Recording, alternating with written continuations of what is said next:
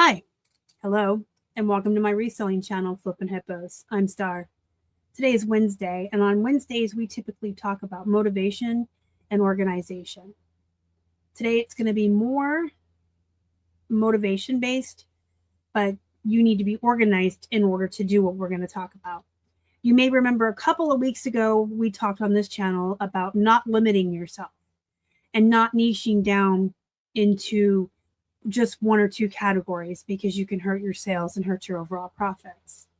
And that's super important. If you haven't watched that one, I'll have it pop up at the end for you to watch it if you haven't yet. And today we're going to touch on that in the sense that you need to be on more than one platform.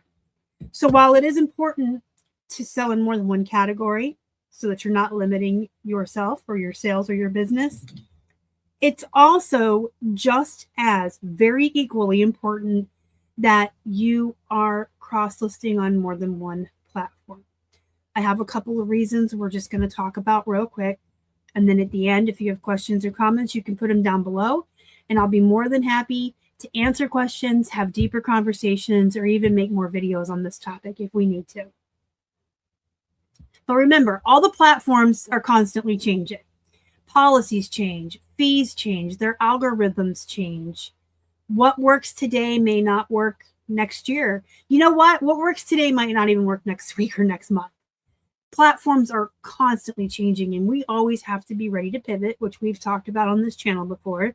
You need to be able to adapt and pivot to stay consistent, but being on more than one helps also. You're less vulnerable to sudden changes.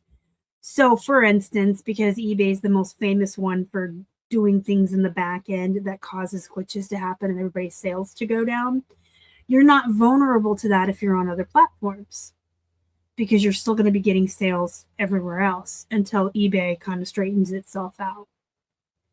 Every platform has different buyers. Now, I'm here to tell you that personally, as a choice of mine, I put all the things on all the places. So anything I sell, I'm going to cross-list everywhere. I use List Perfectly. It makes it super easy for me. It takes just a couple of minutes every morning. But some buyers do like to kind of niche down their different platforms, which isn't as restricting as just niching yourself down overall. It is very okay to say, hey, you know what? Etsy only takes vintage and handcrafted, so that's all I'm listing over there. In fact, that's the only platform I do kind of limit what I list. It's very okay to say, you know what?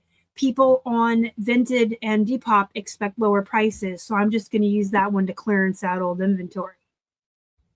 It's okay to niche yourself down on a platform as long as you take the time and the responsibility to research that platform and know what does best on there. It's easier to just list all the things on all the places and you're going to get the buyers. But each platform does have different buyers. If you have slow sales on one platform, that doesn't mean you're going to have slow sales everywhere. In fact, I have seen so many times in the last 9 years, when one of my platforms slows down, everybody else picks up.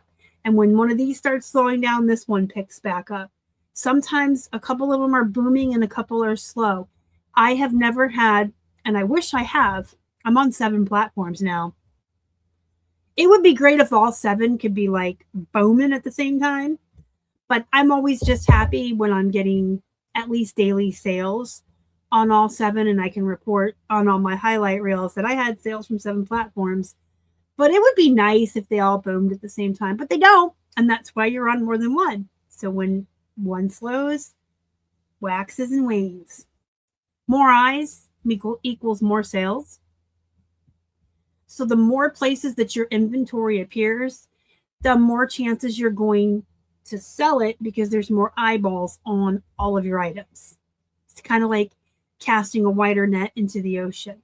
And this includes social media too. I've talked on this channel a lot about why your items should be on Instagram and Pinterest. If you want to learn more about that, let me know.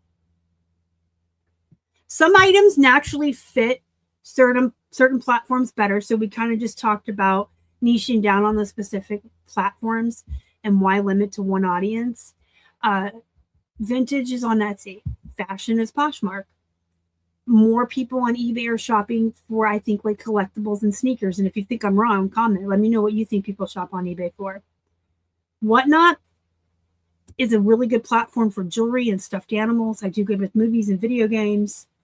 So, you know, what do you think?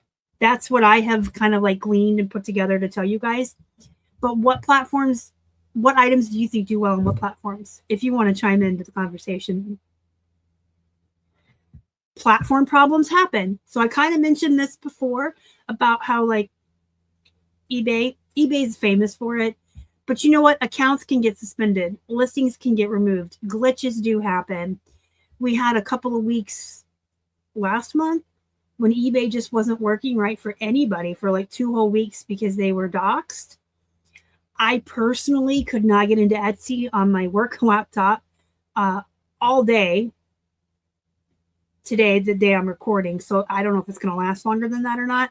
I can get into it on my backup laptop and my phone, but not my main one. So things happen.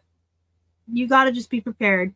And if something's going to happen to a platform you're selling on, you want to have other platforms that pick up that slack.